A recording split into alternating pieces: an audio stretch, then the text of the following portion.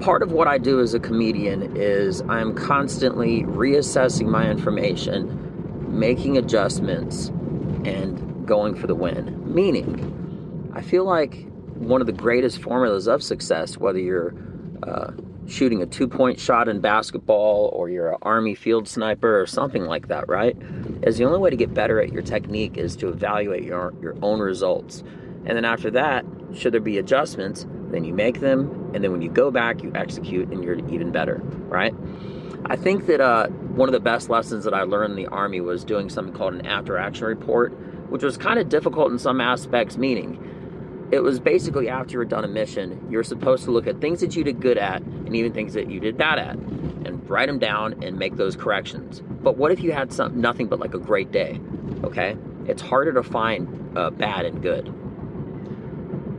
But even then, that's like part of what the challenge is. So, I mean, you really put it on yourself to find greatness in greatness and find greatness in potential weakness, if that sort of makes sense.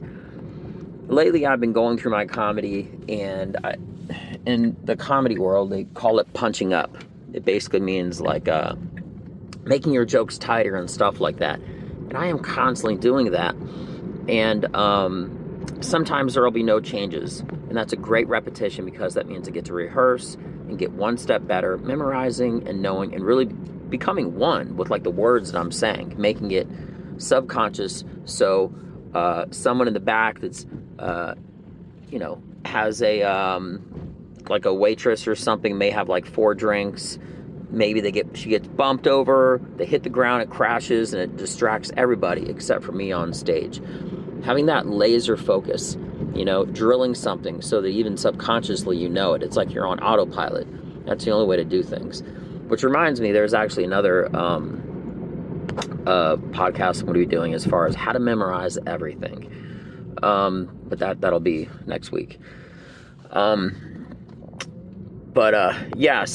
last night I basically took 2 full minutes, which is a whole lot if you consider each 1 minute in comedy more or less represents 1 week of work.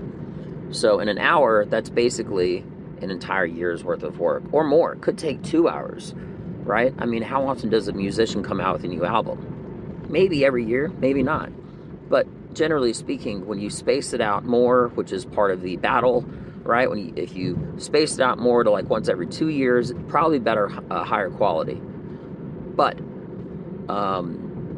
you also become less relevant, so you have to fight that battle as well. So it's like, do you do something that's like half an album with good songs and the other they're kind of filler, which I hate to say, but it's kind of a common trend, especially nowadays. You got that single. Anyway, getting off on a tangent. But whenever I get an opportunity to reassess, recalibrate, and execute and win, I feel like it's one more internal check that I get to do, that you can do if you try it out. So no matter what your sport is or whatever you do, write down what you did good and write down things that maybe were bad, okay? And not even in a big way, okay? Some things may be more glaring, obvious to you, right? Others maybe not.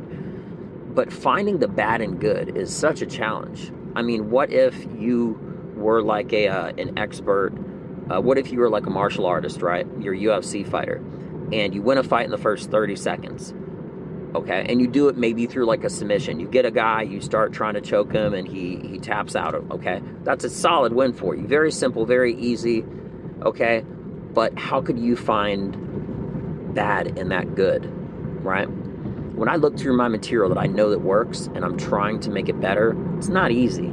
Okay, but you still get positive repetitions. Shooting that basketball. Okay. Trying to choke out that guy, metaphorically, or maybe really, whatever, right? Or in my circumstance, in my comedy, because you get to be more in depth with the material. You get to really memorize it. Again, it becomes a part of you. And I'm so passionate about always being progressive and always being better, right? This is one of the biggest contributors to my success and my growing success that I've ever had. And again, I get to say it out loud compared to just knowing it, it makes another imprint, not just on a positive memory, positive reinforcement, right? But it's like you get to hear it out loud. You get to think things out loud. And that's one of the things also that I love about this podcast, is because it's great for the listener, but it's also great for me because I get something out of it, and I'm always down for progression. If you want to be better listening to this stuff, more than likely in some aspect, well, almost, not always, but almost always, okay, there will be something that you can get from it, because that's the only thing I'll ever say. I'm only going to say things that are going to make me better. So if you're selfish, and I said in a funny, half funny, weird way, but if you're selfish in a good way, right, and you're interested in improving yourself, right, I'm not really think that's selfish, but regardless, wrong term, right, listen to this stuff, because there's always going to be something in there for you, because I'm only going to put stuff in here for me, and it won't be isolated, it's broad. So anyway, y'all have a beautiful day. Thank you so much for your time in advance. I'm Benja Welldone. Until next time, I'm out. Peace.